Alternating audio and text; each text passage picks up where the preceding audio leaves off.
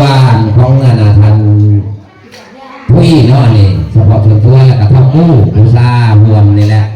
เงื่อนนี่ก็บอกไปใส่ดอกนั้นหน่อยนี่นอนนี่บ้านเราเจ็ดร้อยว่าได้ฟังว่าเป็นเจ็ดร้อยเกมว่าทันได้เห็ดยังอยู่เนาะไม่ใช่สำหรับการสิโต๊ะใส่เนาะหัวหน้าหน่วยเพิ่นเนาะสำหรับบรรยายเนาะแจ้งการเนาะอันนี้เนาะเงินแต่ละหัวหน้าหน่วยเนาะแต่ละผู้เงินนั้นปลอกเหี้ยเสียหายเนาะอันนี้บ่แม่นว่าให้เหี้ยนี่เสียแหละเนาะบ่แม่นแผลเด้อเนาะอันนี้พอด้วยน้ำ2แพ็คน้ำมันอารมณ์น้ำล้างก็ได้เนาะแนวใส่บาตรก็มีขนมมีนมมีน้ำปลามีหมี่มีปลากระป๋องมีดอกไม้มีเงินนำเนาะทุกคนมีข้าวก็บ่ได้มีหยังหลายดอกเนาะอากาศร้อนถือน้ำเย็นมากินพร้อมร้านกำลงมาเบิดซองทุกคนเลยสาธุน้ำแดดนี่ถ้าเพื่อจะแล้วเราจะนั่งท่านว่านั่งรับเสาสาธุน้ำแม่นางเจ้าพันปีสาธุแม่สายเศร้าพันปีสาธุสาธุแม่บ้านแก้วเศร้าพันปีสาธุสาธุน้ำโอสัมมาสัมพุทธัสสะอิมินาสกาเลนะตังพุทธังอติปุสยามะอิมินาสกาเลนะตังธัมมังอติปุสยามะอิมินาสกาเลนะตังสังฆังอติปุสยามะอะระหังสัมมาสัมพุทโธภะคะวะพุทธังภะคะวันตังอะติวาเทมิสัคคาโตภะคะวะตาธัมโมธัมมังนามัสสามิสุปฏิปันโน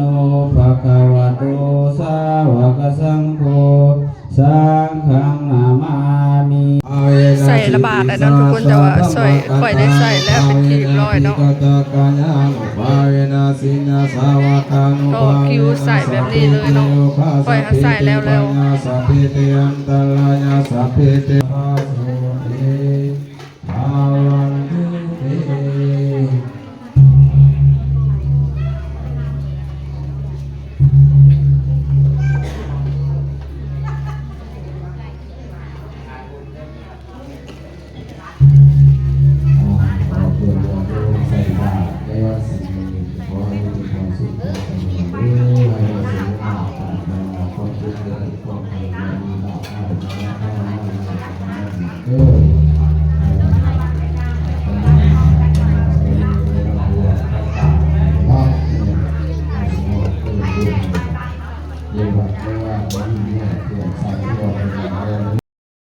มาหอดเทือนแล้วทุกคนอากาศร้อนเนาะ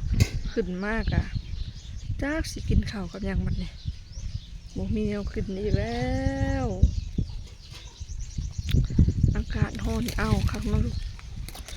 ร้อนจะเศร้าเลยจ้ะต้องไปวัดประกาศว่าเรื่องบุญเรื่องศีลเนาะทุกคน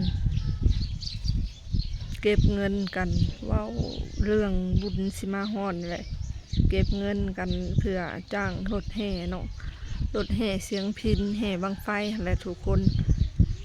บ่แม่นว่ารถแห่ใหญ่ๆดอกเนาะรถแบบธรรมดาเนี่ยแก่ตู้แห่เพื่อเปิดเสียงพิณเสียงลำแบบ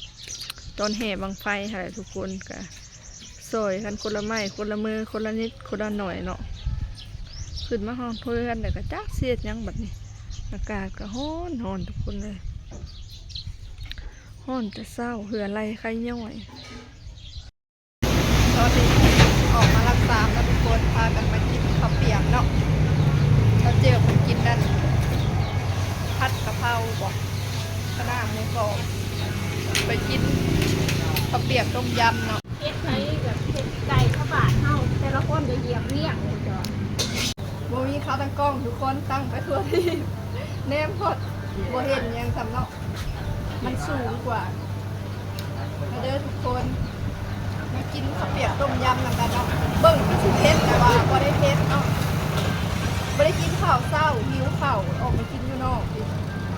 บ่ได้มีขาตั้งเนาะก็สิแบบว่าอาจจะบ่เห็นผักเลย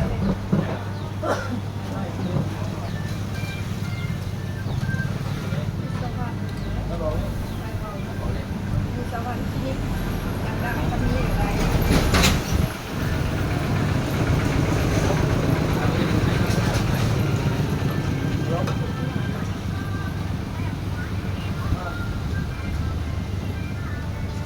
ทอดเพิ่นเลย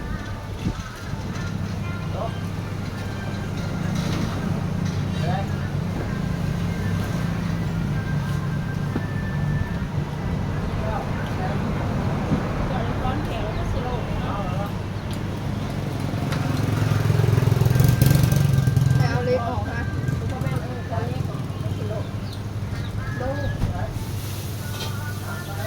บัดใส่ลีก็คือเก่าผักออกเกี่ยวนี่จะเป็นแค่เสื้อผ้าบ่แม่นข้าวถ้าตอนกินข้าวแล้วใส่ถั่วกับตอนแปลงแขกได้หักก็ได้ใส่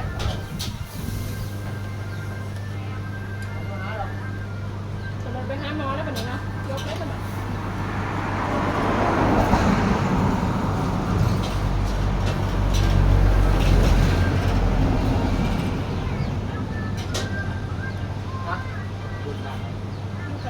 ตอนน้องกินข้าวตอนแป้งแคลร้านผัดไก่ไข่แล้วที่เก้าผัดในกองปีว่าได้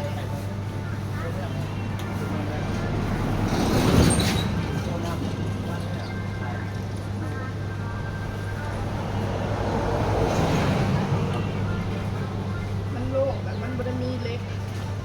จับแคลเท่านั้นมันไม่ได้เครื่องกับต้มเครื่องสบายแต่มาใส่ลี่นี่มันมีแนวอันจับเนื้อมันว่ายากแบบความรู้สึกแบบ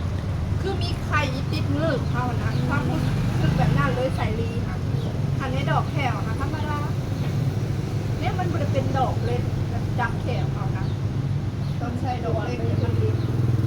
ต้นใส่ดอกเล็กแต่มันนั่นกระติกแขวโซ่มันผัดมันซึมได้มันแบบแขวมันบุรีมันมีแนวจับแขวแต่ใส่ลีค่ะมันไม่ได้รู้สึกแบบนั้นแต่รู้สึกคือมีแนวติดเงือก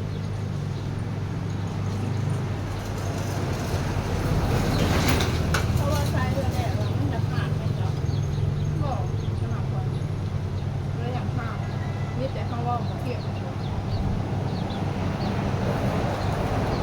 มันโมเมนต์ที่ว่าพลิกเข้าไปทั้งที่มันติดแถวใกล้ๆหักแขวเขาซื้อกับโมเมนต์ติดเข้าไปมันอันนั้นถึงมาเสียฮะ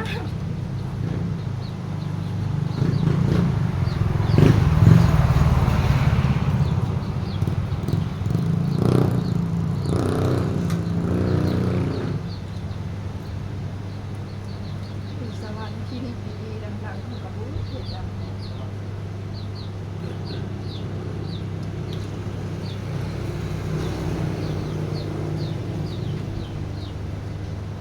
เหตุการณ์มาจะพาฝืนนะร้อนเลยว่าถ้าเห็นเยอะเห็นง่ายแล้วมันก็ตี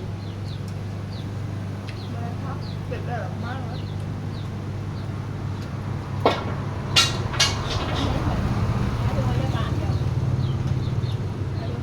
มากอ่ะในปกติก็ในปกติกระบอกไม่เล่าออกมานอนโซม